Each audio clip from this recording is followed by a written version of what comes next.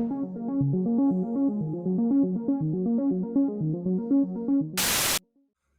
hello, everybody. Welcome to NerdyOver30, the podcast where we talk about movies, games, and everything pop culture. As always, I'm Jonathan, aka Worm. Here with me are the boys, David and T-Bud. What's going on, guys? What's up? And today we have another really fun guest, Russ Lyman. Yeah, what's up? How's it going, buddy? It's going great. And as we always start these, for those of watching who don't know who you are, give us a little brief summary about yourself and what you do. Yeah, basically, I mean, I'm a YouTuber. I do YouTube videos. I got a few channels. I've been on the YouTube for probably over 11 years now, doing like DIY stuff, video game stuff. So I started branching out this past year. And I do drive a Super Mario car. I made my car look like I saw that. I was freaking insane. That's so freaking. And we're gonna add an image here for our viewers, listeners. I mean, if you're listening, you're gonna have to view it. Yeah. I mean, you just search me on Instagram, just under Russ Lyman. I got tons of videos and pictures. Or we'll also put the link to the video because that video was very fun. Oh, excellent. And then talking about that, how did that come about? Because that was such a fun video to watch. Wait, before we get into that, Russ, where are you from? So I'm from Connecticut, East Coast. Connecticut, nice. Oh, yeah, East Coast. Okay. Right across the I-95. Yeah, that's it. All right, now Worm, get back to what you were saying. I was just curious. So how did that whole car come about? It started long ago. When you guys remember the Fast and Furious movies came out. It's kind of hard not to. Well, like the original one and like Too Fast and Furious. Yeah. And they had all the tricked out cars and stuff. And I also would attend like local car shows, and I would see a bunch of cars with like. So this was probably late 90s, early 2000s. So kids had like PlayStation 2s and Xboxes in their car. Because they would play DVDs and games. I remember that era. So that was neat. And I was like, no one ever does like retro like Nintendo. And I was like, I could do that with my car. And I had bought a new Scion. Scion was a new brand. Nice, and they were pushing that, mod your car, make it your own, be yourself. And I thought that was cool. So it was my first new car I ever bought. I actually couldn't drive it home because it was standard. So my buddy had to drive it home and teach me how to drive it. Did you like go in there knowing that it was standard, or did you just I wanted a out? Standard car, and I had the guy test drive it for me, and I was like, I guess it drives good, so yeah, we'll take it. It's not so bad. It's doable. You know what? The ride is smooth. Right. So I eventually got the Nintendo hooked up, and over time, I started growing the theme, and I was like, I need something on the outside to tie in the Nintendo theme. So I went with Mario throwing a fireball down the car. And it was pretty simple like that for probably 5-6 years until I finally went to version 2.0. And I had my buddy Tom Ryan, who is an artist, do a rendition. And we had Mario throwing fire up the front and Luigi shooting ice down the back. And I did a red and blue tire. And I also painted the car to match the NES, that kind of like two-tone grayish color. Right. And it was like that for, fortunately, only a few months. And then I did hit ice on the highway and crashed a car, and it was totaled. Oh, shit. Yeah. So I wasn't hurt. The car was a total loss. So the insurance, covered me for that. And I knew I wanted to continue with the theme.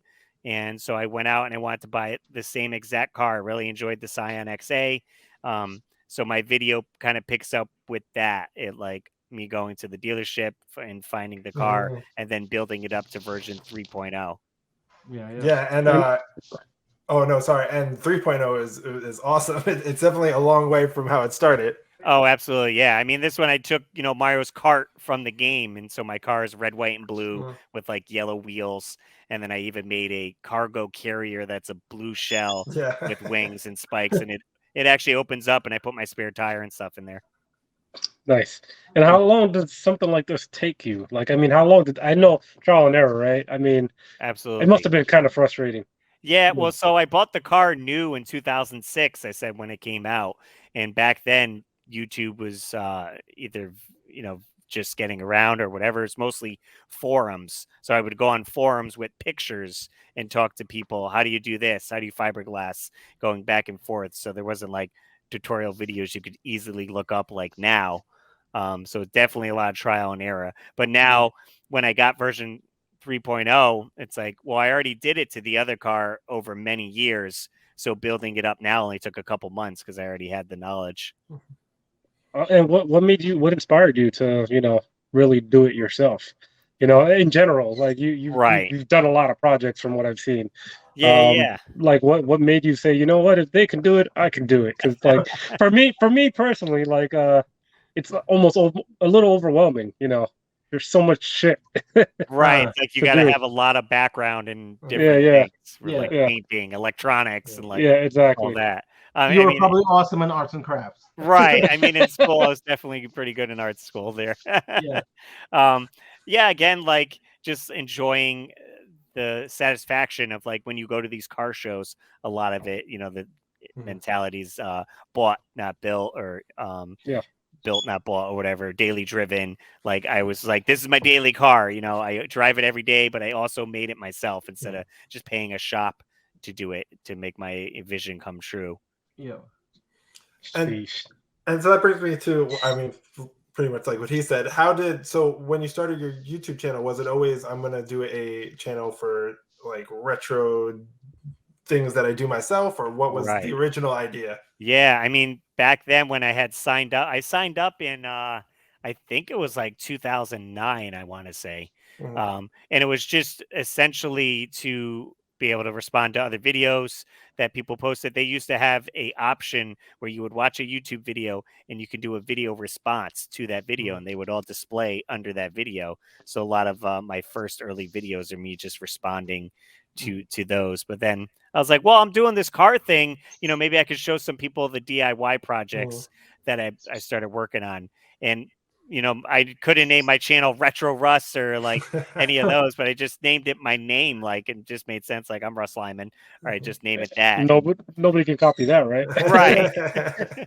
Funny enough, though, some people read my name as Rustly Man instead of Russ Lyman. Like Actually, a Rusty you know what? Man. I can see The that. first I can see time, that. actually, that's how I read it.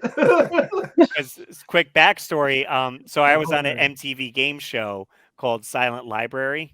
Oh, you were? And, wow. Yeah, I love that show. It kind of happened on that because the people on there were emailing me, and they mentioned something because my email is just russlyman81 at Yahoo. So it's like, all right. And they read it as Rustly Man, like you're Rustly Man. And I'm like, no, it's my name, Russ, and then Lyman. Okay. I mean, it could be your nickname. Right. Rustly Man. But the channel just kind of kept going and going. And, I started branching off because in high school I took video editing. I was in the AV club and all that. So I started doing, vlog videos, or I used to work at a video game store. So I show stuff that got traded in there. And then I was like, all right. And then I'm working on my car. So it was kind of all over. Only this past year, I was like, maybe I should niche down, and Russ Lyman's just going to be DIY stuff. And I started my new channel is Bit by Bit. And that's like game hunting, game reviews. So it's more video game based. And then I even started a food channel called Snacky Snack Time, eating food. So, oh man, so you're all over the board. Yeah, definitely keeping busy. Yeah, you're a multitasker, man. Yeah. I mean, I found out about you through the gaming community, through the NES Pursuit. Nice. And then that's how I discovered your channel, and I saw all the DIY stuff. I was like, oh, this is awesome. It's still within the retro realm, but it brings like just something new to see in the retro realm. Because I had tried to I always thought my channel was more gaming based because I'm like, all right, I'm working on my car, but my car is a video game car. So I figured gamers would be interested in that, and then I can get some people that like car stuff. Like some of my biggest videos, it's like me replacing the headliner in my car. I did the checkerboard flag, and that video's got like hundreds of thousands of views to this day. And like, I was like, okay, it's crazy the algorithm, like on what really gets the views, and then the stuff that you really want to get views doesn't get the same kind of reaction. You're like, damn it. Because I did a custom PlayStation that has Resident Evil themed, and it turned out awesome. And so I've actually got like 3 orders to make other ones for friends and wow. stuff. But the videos only got like 500 views or something like that. Yeah. But That's- you said, some videos catch off. I painted my Switch very early on when the Switch Lite was announced. I really liked the teal blue color that they shown. So I took my regular Switch and painted it, and that video is done very well too. So I was like, all right. I mean, yeah, it's weird, man. The algorithm, you'll drive yourself crazy if you're trying to really figure it out. Like what gets the views, what don't. At the end of the day, you just got to do what you love. Right. And, I mean, that's what I said. I tried to niche down some. And I just recently finished my other project was I turned my scooter into Yoshi. Yes, I saw that. So I'm hoping that video catches. Yeah, we saw that. That was actually really cool, man. And it sucked that you had to go through the trial and error with the paint job, though. They were kind of pricey from what I've heard. Yeah, I should have, thought. I mean, this is if lesson learned, though. Do the project, lesson learned, because getting custom paint costs a lot. Whether you could just go to Home Depot or Lowe's and get a spray can for $6. Yeah. Like, well, I mean, you wanted to. I mean, it came out really good. thanks. Yeah, it's finally warming up here in Connecticut too, so I'm able to take it out on the road and really show it off. Cross your fingers, though. This weather's been like up and down. Crazy. One day is 20, the next day is 70. Oh, I know it. But aside from cosmetics, do you do mechanical work to these cars? Not really. I mean, to your car, yeah. Yeah, I mean, I never got so mechanically inclined. I can do an oil change, and I did change out my exhaust because that was just a couple bolts and it was on a hanger. So I did that, and I put like a cold air intake in it. But Dude, you know why I was saying this? Because on your Nintendo car, like, I would have the flames coming out, like like you accelerate right at the right time, like the boost. That'd be good. It's an idea. Catch someone on fire, and you got to have like the balloons attached or something, Right. You got to go the whole 9 yards, man. After I saw that video, I was like, man, there's so many other things you could add to that. I've been getting a lot of videos doing really well on TikTok as well. TikTok, man. We're still trying to figure that out. Yeah, we have to figure that one out. I posted a video of me showing the trunk of my car because I have TV headrests in the trunk, and I hooked Super Nintendo up, and it kind of shows the setup. And that video's got like 50,000 views, and I'm like, okay. And I gained all these. I'm gonna have more subscribers on TikTok than my YouTube that I had for 12 years. Crazy, man. It's crazy, but I mean, TikTok is the new wave, man. Right, it's a new wave till further notice.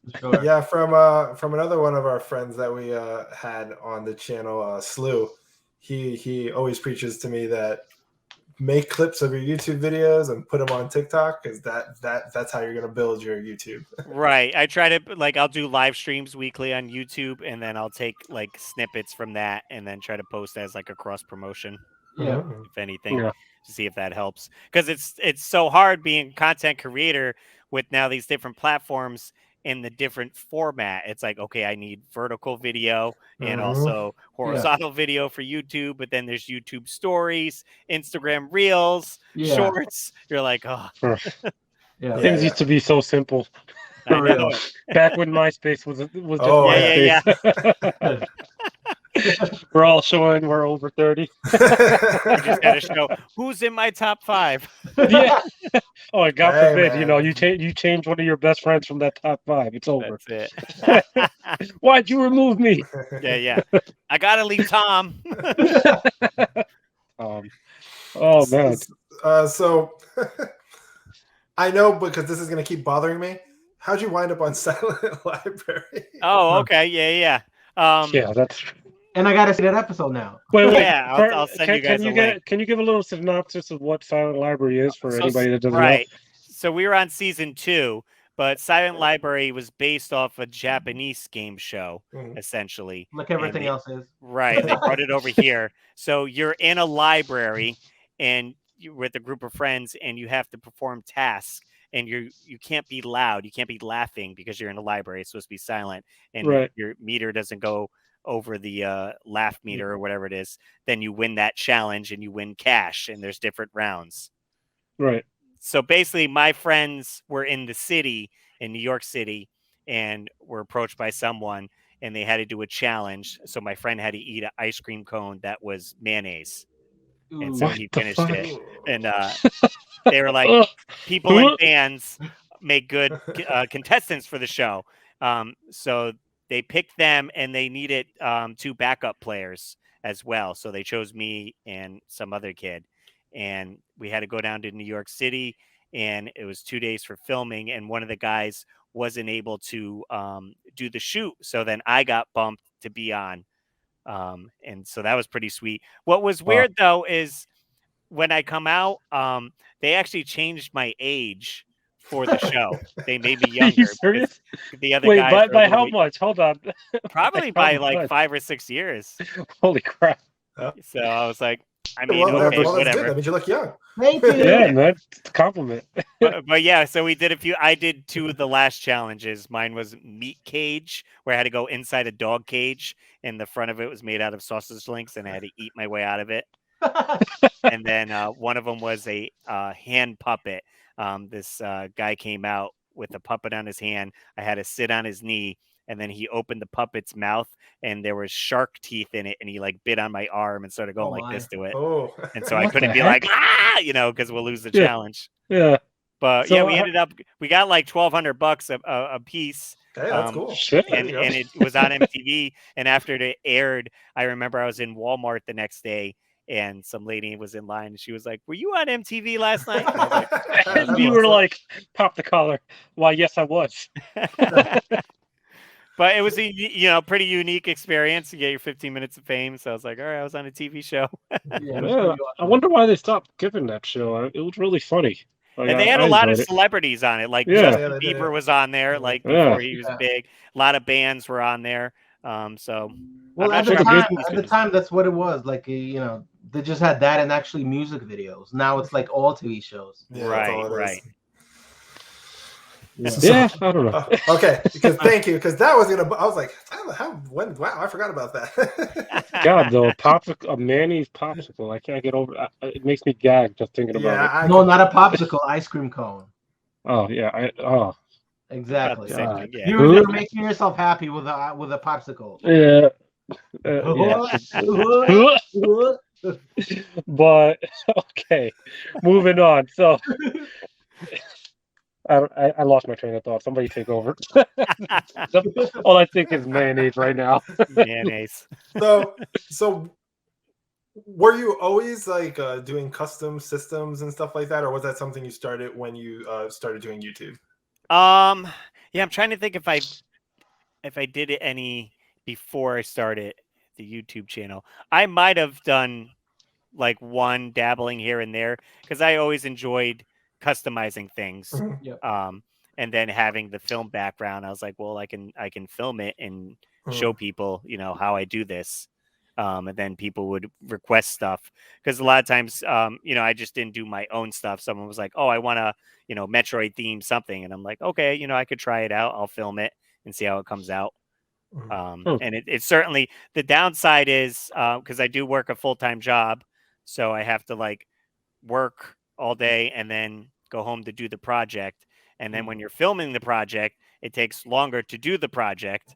So you can't take on a lot of projects. So like, these people want the Resident Evil systems, have 3 or 4 people that message me, and I'm like, listen, it's like at least a 2-month wait to get it done. At least with these, I already made a video of it, so I'm not going to film those. I can just kind of batch them together.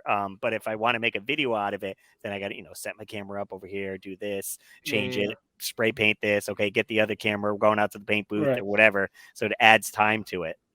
Well, and then on top of that, you have to edit it afterwards too. And then edit it, yeah. Did you ever schedule? What's that? Did you ever film something and then like making something custom, obviously, and then say, damn, it didn't come out good, and so you just scrap it, but you keep the custom?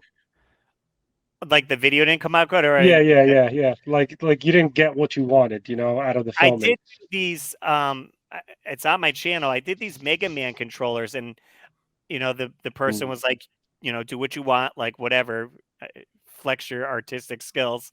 And I had the idea going, and when I finished it, I was like, I don't know if they're gonna like it. It looks cool, but I felt like I could have done better because I was going for the whole, okay, it's Mega Man, he's a robot.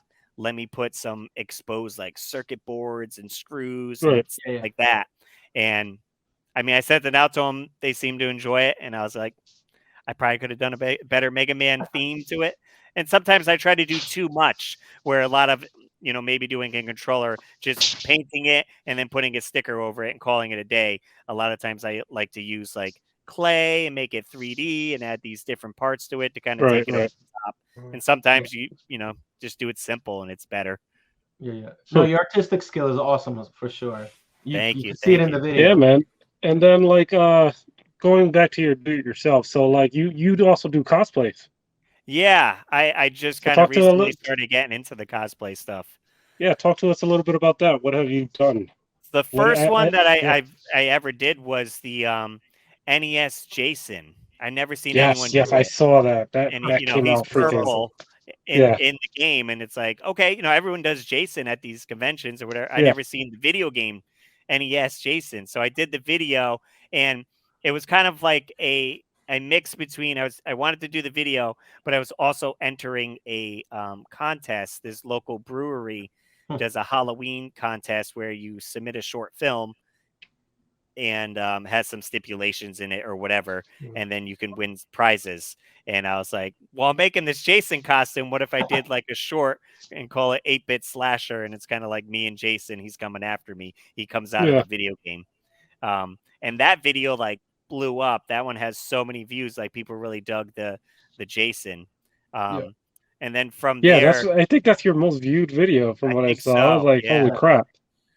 Definitely, it's like I'm known more for the Jason because I've done that, and I did repaints of like figures and made them Jason like 8-bit, or I did hockey masks in the Jason 8-bit format. So definitely I lean more towards the Jason stuff. But I followed it up this past year with NES Freddy, where he's orange and like yellow. And I painted the gloves so it looks like skin and stuff like that. So now I was going to ask, did you do Freddy? But you answered it right there. For the trifecta is going to be, I want to do NES Batman. And so he's in purple. Oh, the purple? Yeah. That's amazing. Right. I had awesome. Just, let me take off the hoodie here.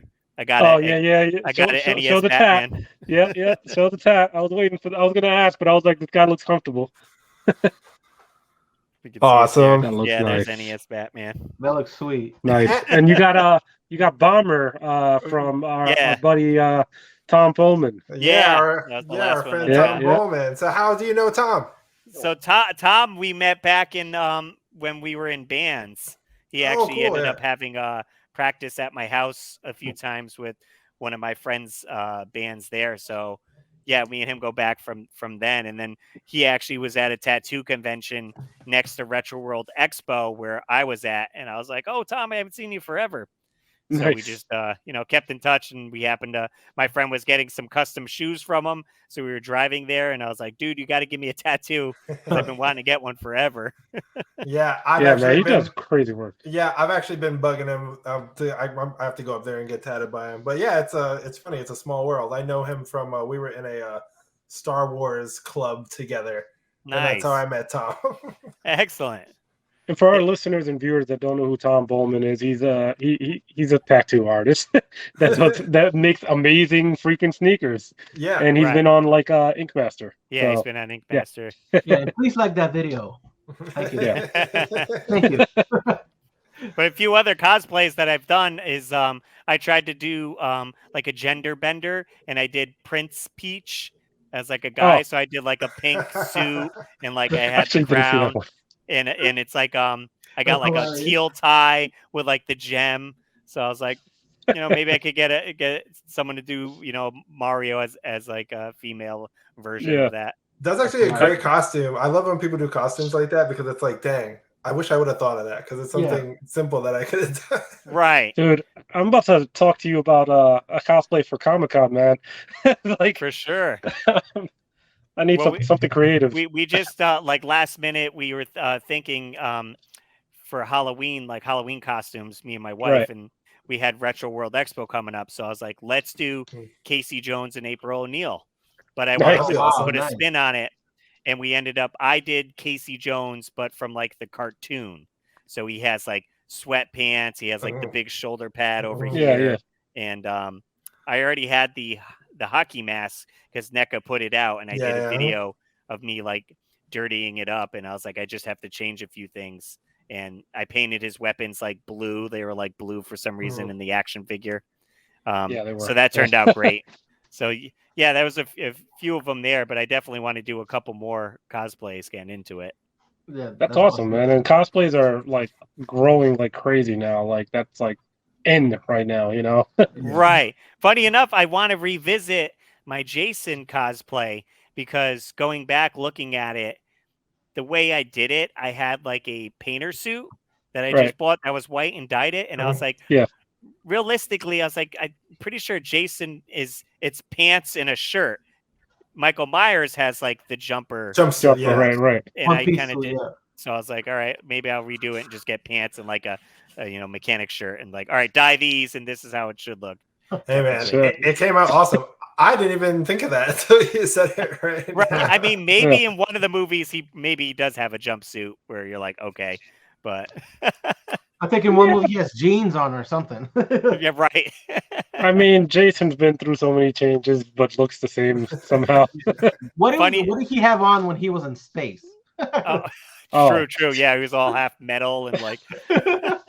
I just recently watched that one too. Crazy. That movie was crazy. It was. I was just like, what?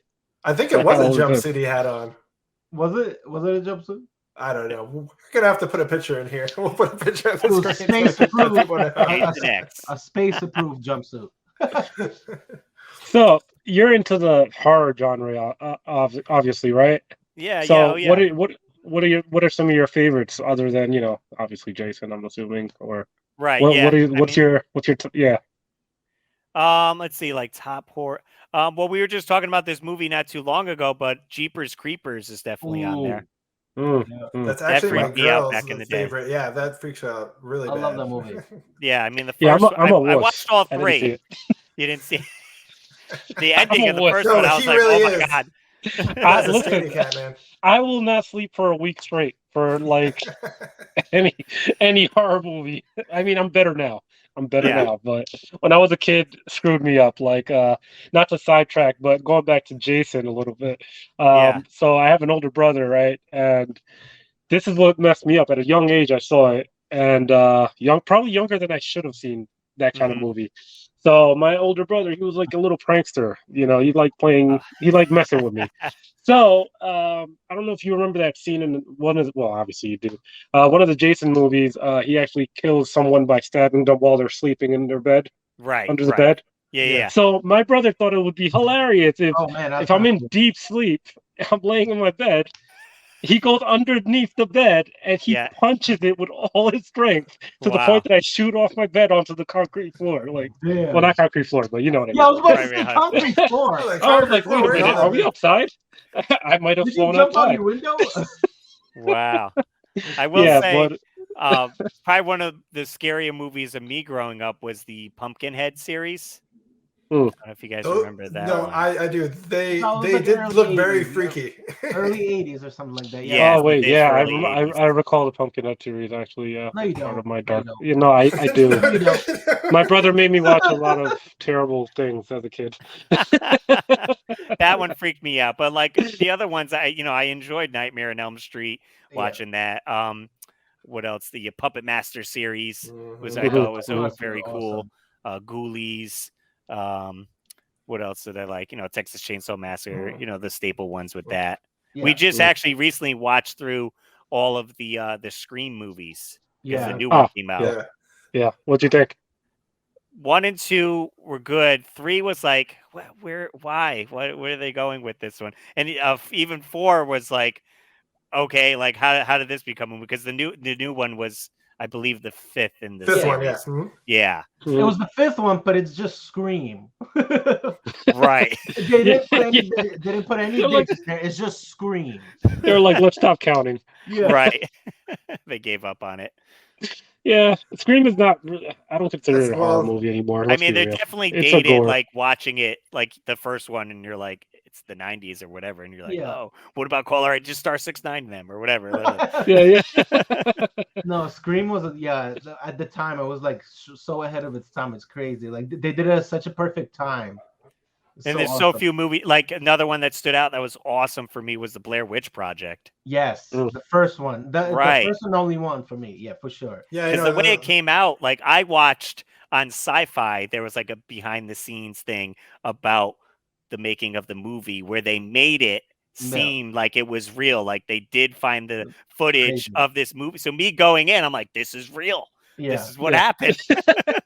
They did sell it hard, man. The documentary of making the movie was like just as good as the movie itself. Right. And you can't do that now because of the internet. Like everything gets leaked fast and everything. It's like you didn't know back then. You're like, you're just going to school and you're like, oh my God, did you see this movie called The Blair Witch that really happened? There was no internet back then. All we had was broadband. So right. Yeah. Oh yeah, that's true. I actually remember that was a big back when gossiping.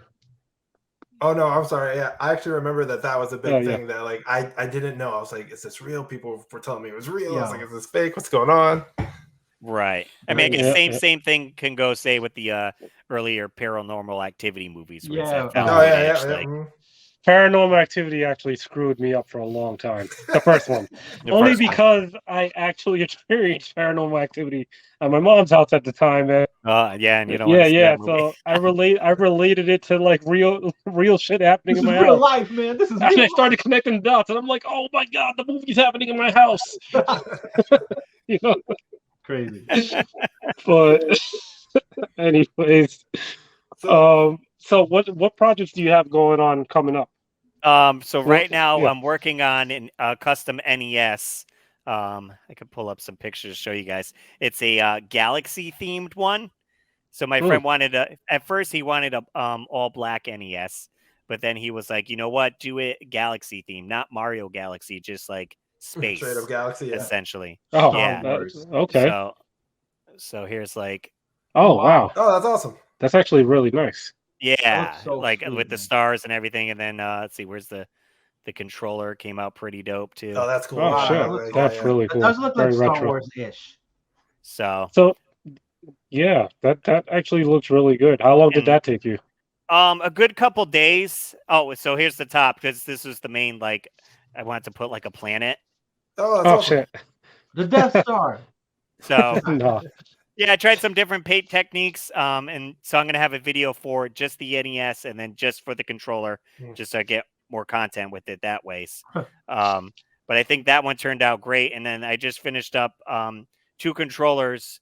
Someone wanted a Grand Theft Auto NES controller. Oh, no. I don't know why, but I was like, all right, so I just kind of came up with that. Oh, that's okay. Cool. Wow, That's awesome. Yeah. You know, it's just I don't know black. why I was thinking that you were going to show me some pixelated like style. Yeah, I mean, I found a nice, cool like border banner thing, and I was Grand Theft Auto 3 was so bad graphic wise. The on PlayStation 2.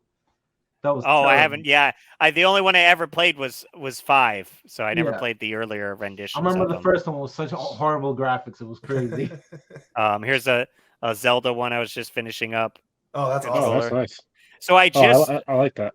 I just got stuff to make the overlays for the controller because I would always outsource those to people sell them on eBay or like Instagram or whatever. So I had to buy like a special printer. Then I got a Silhouette Cameo machine, which does the cutting. And then I had to get paper and then special laminate. So it was like all this extra startup stuff. And I'm still learning the programs and having issues with the machine cutting correctly. Yeah. Right. But once I get that out, then I'll be able to sell just the overlays if people wanted those. And I did like my own controller where it's just like Russ Lyman. Awesome. Nice. Oh, nice.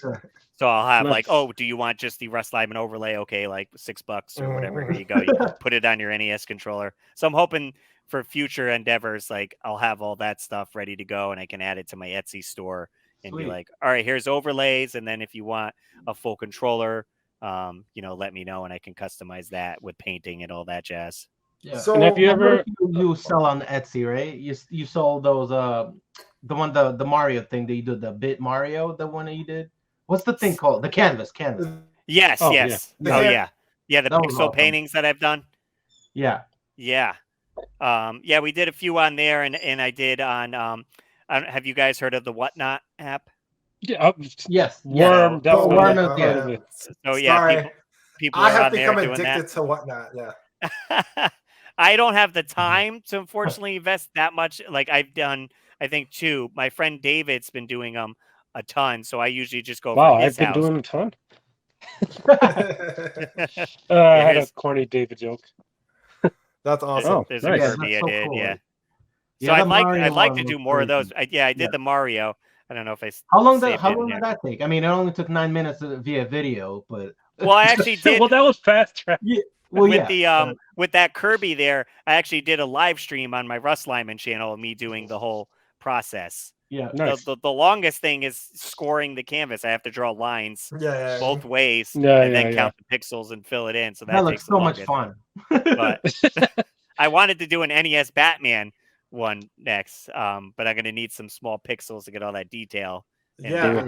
Yeah. I actually saw the Mario one, and I was like, man, I want to get a canvas and do this because it is simple enough to do, but it definitely looks a lot of fun. Yeah. So those are great DIY projects. And I you think can that catch look on very up well. like so people do the perler bead art. Oh And yeah. if you could search like perler bead, it almost makes it easier to copy that to be like, okay, it's like 3 across, that's green, 5 down, that's brown, and mark out your canvas. Yeah. God, I was about to ask, do you actually count the little squares? Yeah, it's tough getting the image. Like I saved the image of Kirby like that, and then so I'm counting. Yeah. 1, 2, 3, 4 is the dark, pink there, and then down, and then Batman's like. Oh yeah, Batman's Batman's gonna gonna be take a minute. A lot, so it's like that's okay, gonna be tedious as hell. Or Jason 8-bit. Yeah, that looks. I'm getting trust looking at it. But they're fun. I said that's another thing I like to do. So I try to keep it all on Russ Lyman since it's DIY, and instead of I live stream on Bit by Bit, like playing games. So on Russ Lyman, I'm like, well, maybe I could live stream doing some projects. Like maybe I can't live stream me doing a full controller. Like my issue was I wish I could use, I guess if I just did it from my phone, I'd be able to take it with me. Like, okay, we got to paint it. Now I got to go outside to the paint booth. Yeah. If I'm just doing it in the room, it's like I can't move around that much because the camera's in one spot. Yeah. But, question though, so I gotta ask, what's your favorite game? I or mean, your top it 5? changes. Yeah. It changes with Current. Sometimes it's Super Mario World or Mario 3. That's Mario. Or Zelda Link to the Past is super fun. You can just get in and fart around with that. What else is my go-tos? Chrono Trigger. Nice. I don't play a lot of RPGs, but that one, growing up, like I have my copy. That's still, such a good game, man. And like it just holds a lot of memories to me. So I'm like, I have it on the DS too, which is great. So you can play it on the go. Oh yeah. Yep. That's awesome, man. Oh, go ahead. Oh yeah, no. So you've also I've seen throughout videos, and of course I've seen you through I've figured out about your channel through other channels, right? That you know a lot of people within the gaming community. So I'm sure that happened over time.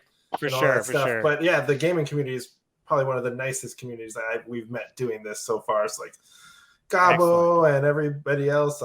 Everyone's been super cool. So how do all those relationships start? Just from cons or through YouTube? Yeah, mostly from YouTube. Like the earliest was like my friends George and then the Nintendo Doctor. We somehow just crossed paths on YouTube, and was going back and forth, and we got some group chat going together, and then he had mentioned the Nintendo Doctor lives in Portland, Oregon, and then my friend George lives in New Mexico. And he was like, you guys should come out to the Portland Retro Gaming Expo we have out there. It's a really big expo. And I was like, okay, like I've only been to one expo here. That sounds fun. So literally from Connecticut, flew across the entire United States to meet someone I've never met in real life and hope they don't kill me. Yeah, that's awesome. Yeah, I'm gonna say. And so, yeah, we met Make him. sure they I don't stayed at his house. they don't Jason you. They didn't Jason me. And yeah, and then we went to Portland Expo, and then that's where I met Riff and Gabbo, and then a bunch of other people on the West Coast there that have seen my videos. I was surprised how many people knew me from like YouTube out there, and I was like, oh, I've never been here before. So now since I've been there like 4 or 5 times to that expo. Funny enough, I was bringing my Jason cosplay to the expo, and I had to have my friend buy me a Jason machete because I'm like, I don't think I could bring mine on the plane. Can you just buy it at the store and I'll paint it in your backyard so I can use it at the con? Yeah. Imagine you coming in. Oh no, it's not real, man. Don't worry, it's not real. But yeah, I met from there, and then the convention over here on the East Coast is Too Many Games. That's in Pennsylvania. So a lot of people go there, and that's where I met a bunch of other people, JLove81, T-Belly, a whole bunch of people on this side of the coast. And then recently we've been going to South Carolina for their convention, Southeast Game Exchange. I got to meet a bunch of different other people from there. Generation Gap Gaming I had met there, and Jay, the NES addict, lives in that town, so we were able to hang out. Then Retro Rick came down, so I got to meet him. Yeah, man, it's crazy. Siege seems like the big one where you meet everybody. I would love to go to Siege. Right, and when we went, it was I think their 3rd year, and they were moving into a bigger convention. And he, Austin, the guy who runs it, reached out to me and was like, "Do you want to be a guest, like, and come out?" And I was like, "Yeah, that'd be dope." So awesome, we drove down. It was a 13-hour drive, but totally worth it. We had a great time. I don't think I can go this year due to work not giving me the time off. So I'm like, oh man, everyone goes to that. So I'm hoping I can. We all understand that. Yeah, we all understand that. I have to pick and choose which conventions you could go to. Hey man, but you've been to a bunch. Right, I try to hit them all over. Yeah. So, and everyone's like, "Oh, do you have the car?" And I'm like, I didn't really want to drive the car 13 hours. Like, I don't know if it would make it. So unfortunately, no. I'm sure you get a ton of attention for that car, by the way. Right. I mean, I put my at Russ Lyman on the back of my windshield or hatch, so people see me. They do that, and I started doing birthday parties with it. I dress up as Mario, and I'd show up to your kid's house and take photos. That's awesome. That's amazing. Yeah. Well, because that all started. Now I know. With. Are you booking me? Yeah. Well, now I know the person I'm going to call for David's birthday next year. Hey, it's actually coming up, man. I'm expecting Mario. Yeah, dude, man. Oh, okay. Yeah, as I say, during COVID, when that happened, kids weren't having parties because you couldn't have gatherings. So people started doing these birthday drive-bys where they would drive by in a group of cars, beeping their horn, waving and stuff. And that was in my local area. And I was I remember that. I should get in on this. I have a Mario car. Like, why not? And so then people were like, can you come to my son's party? Can you come to that? And I was like, okay. You should have went over there with like a plush green shell and just tossed it at them and kept going. Like, screw you guys. Just like bananas coming out the back of the car. Just hucking them out the sunroof. Or just give them the Luigi glare. The death stare. That's hilarious. So another thing I'm a fan of that you do, another thing I love is your podcast with Riff, the Russ and Riff podcast. Right. Well, how'd that all start? I'll give you the backstory and what's going on. Yeah, so we were at Southeast Game Exchange, just hanging out, and I was shooting some video, and Riff had just mentioned like Riff and Russ, and he was like, that would make a fun show. And so I was like, all right, whatever. And we're in a group chat. So like, it was like a couple weeks after Southeast Game Exchange. And I was like, hey, would you want to do like a podcast? And we'll just call it Riff and Russ.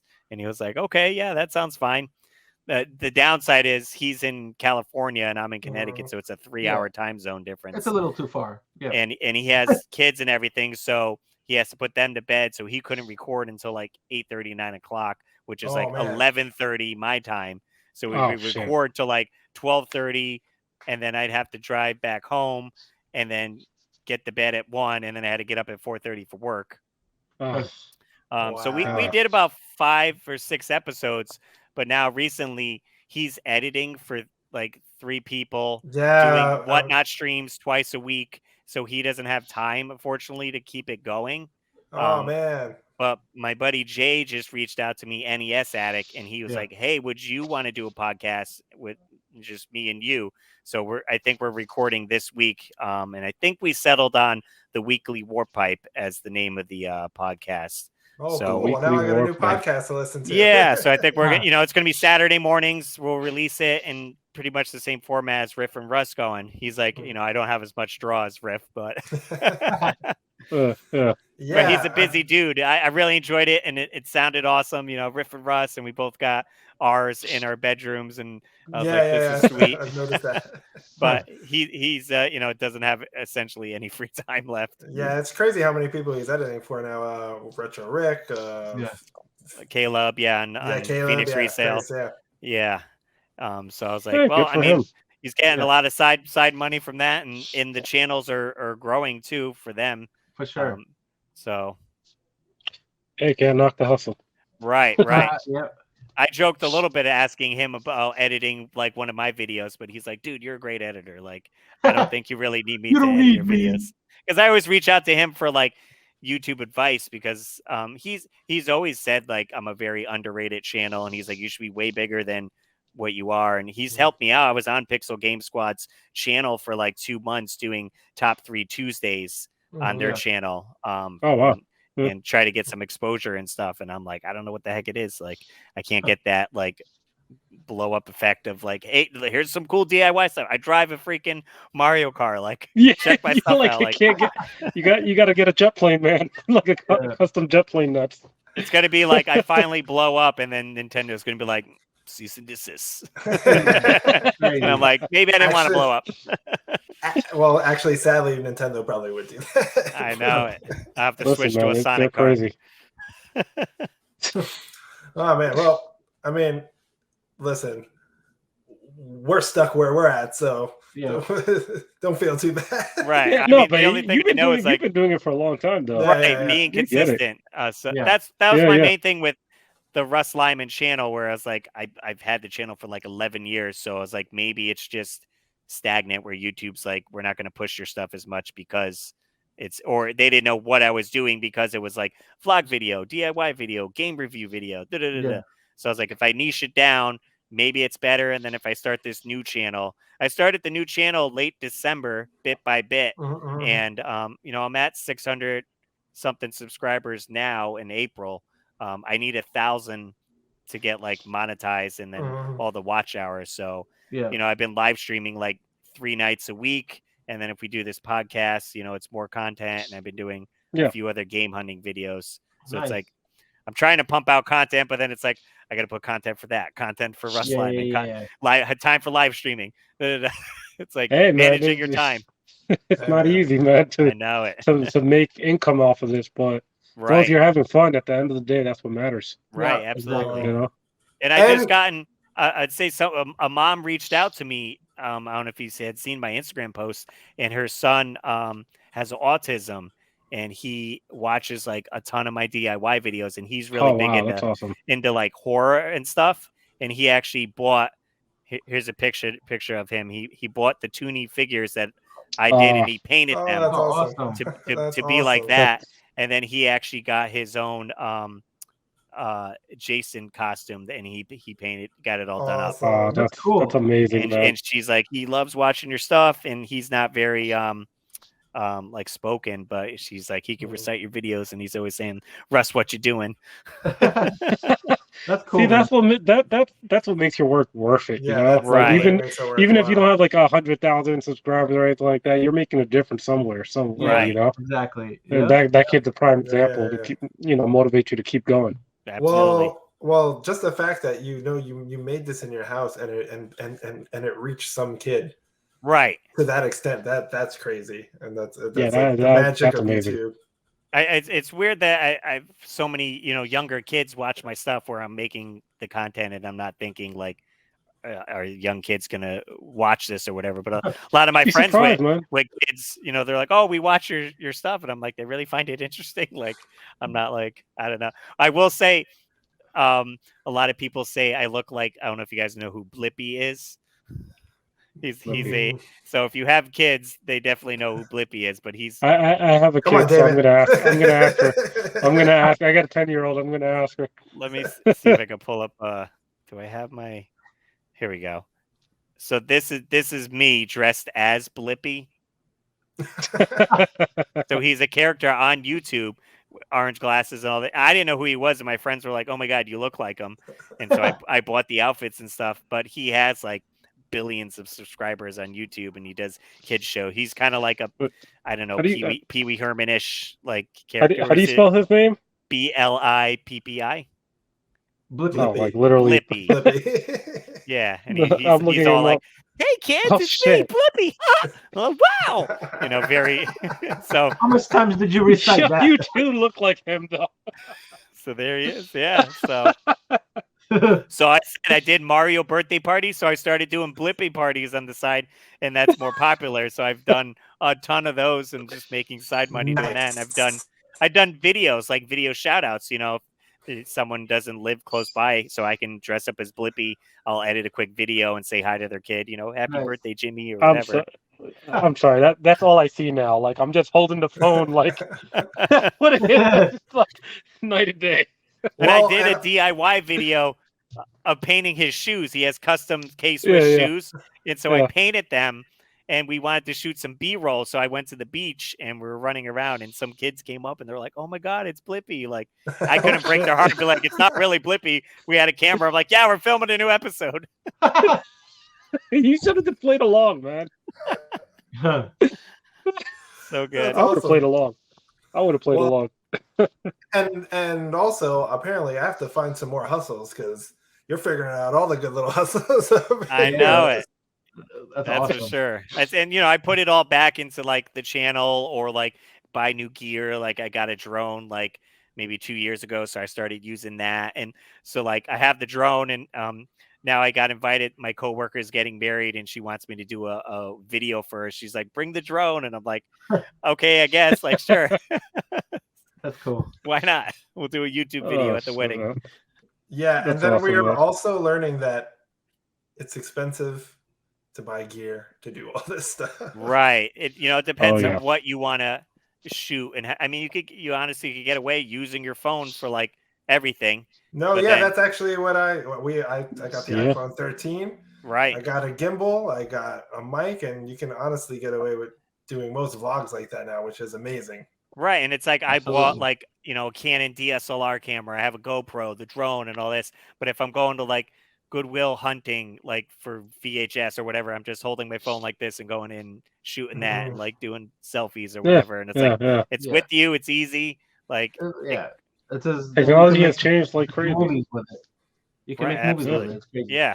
So it's like you just have to have the knowledge and the the will to do it. So many people get caught up in starting a YouTube channel where they're like, I need to have better lighting, a good microphone, I need an expensive camera. I'm like, I don't have the gear yet, so I can't start yet, and until I get this, and they keep pushing it off, and I keep it's like anytime I do like a YouTube panel, I'm like telling them like, just do it. Like my first videos are with like my web camera here on the laptop. Like I just use that, like whatever, use what you have. It's the marketing out there. People make it seem like you need that stuff, unfortunately, Right. And the high-end podcasters, the top people. And if you don't know how to use it properly, like your video's not going to turn out as it doesn't matter anyway. Right. Yeah. Well, that's kind of what happened to us. We were talking about doing YouTube forever, and we're like, well, we don't have this, and we can't do this, and then we just decided to do it. We bought like $15 mics off Amazon. Okay, yeah. And then like lavalier mics or whatever or something. No, little like. Oh, just like a shotgun mic or boom mic. Yeah, we literally had like crap, and then we filmed our first few episodes. It turned out pretty good. We were like, okay, this is perfect. and then we did we actually did a GoFundMe at a point. We were like, why not? Well, that was actually Worm's idea, right? We said, let's reach out, let's see if we could get some backers to get some better equipment. Yeah, and Well, yeah, it worked, and I had some other friends that were YouTubers that donated some old equipment to us and stuff like that. But back to the point. Yeah, it's crazy. Yeah, you really don't need much. You can make content, and there's some people that have crazy followers, and they're doing it just on their phone with no microphone. Yeah, right. Yep. Absolutely. It's all about the content. Yeah. Yeah. But So, yeah, I mean, so like, what would you tell people trying to get into the whole podcast, the whole, you know, do it yourself, that whole movement? Like, what would you tell people? What advice would you give yourself actually if you had a chance to go back in time to where you started? I mean, definitely take inspiration. I always get watching other videos. I would get like motivated and pumped up watching like DIY videos. Like I would watch a channel called Mighty Car Mods where they would like work in their car and and I would get so pumped up like, oh, I want to go work in the M car. I could do that. Got so many ideas flowing now. You know, oh, this would be cool if I did this. So it's like take that inspiration watching other people, the content you want to create, and take notes from them and use them as inspiration. Don't copy them exactly, but take bits and pieces and be like, okay, I'm going to use this as inspiration. And you can always record a few videos, publish them, but have them unlisted. Maybe you're afraid to put yourself fully out there. You could publish it unlisted where you can just get a link and then just send it to a few friends and be like, hey, can you watch my video and give me some feedback?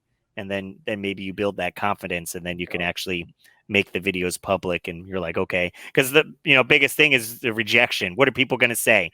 Are they going to leave nasty comments? Are we going to get trolls like putting you down and all that? And some people can't take that. They'll take it to heart. And it's like you can't. It's the internet. Like people are gonna say stuff. They're behind a keyboard. They're gonna say what they want. Keyboard so it's like warriors. Right. Yep. Well said. Well, I usually say if people are starting to hate on you, that means you're doing something right. Right. 100%. That too. Because that takes effort. Because I had someone last year make a video. It was about me and one of my friends who was doing YouTube as well. And she was very new, and she definitely took it to heart. I didn't watch the video at all. Like I'm not gonna give this guy a view or like time of day, whatever he's saying. Like who cares? Whatever. Like I'm moving on.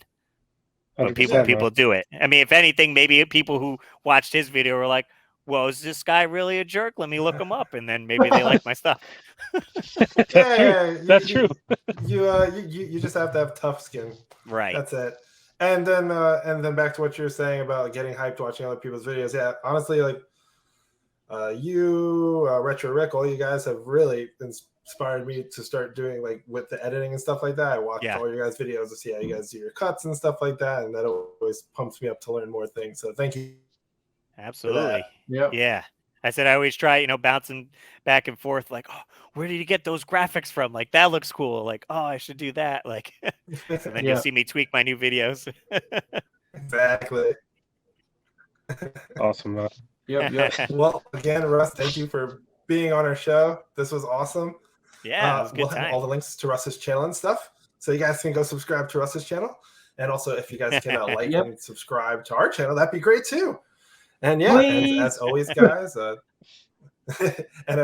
thank you guys for watching, and thank you, Russ, and may the force be with you. Peace out, guys.